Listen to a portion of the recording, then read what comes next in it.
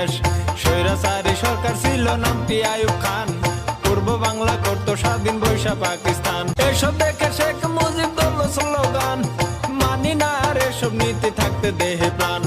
তার কথা শুনিয়া সবাই অস্ত্র নিলাম হাতে, মরতে হয় মরবো আমরা দুঃখ নাই যে তাতে। শেখ মুজিবের স্বপ্ন ছিল গর্বে সোনার দেশ, মানুষ নামের ঘাতক যারা করলো তারে শেষ। পরে আসলো জিয়া সরকার করলো দেশের হাল, তাহার রক্তে চট্টগ্রাম করলো শহর লাল। এরপরে পল্লী বন্ধু আসিল এরশাদ, স্কুল কলেজ করলো অনেক করলো রাস্তাঘাট। তারপরে খালদা জিয়া করবে কিছু কাম, ভাগ্য মন্দ সকল কিছুর বাইরে গেল দাম। এরপরে শেখ হাসিনা করবে সোনার দেশ, সময় মাত্র 5 বছর হইয়া গেল শেষ।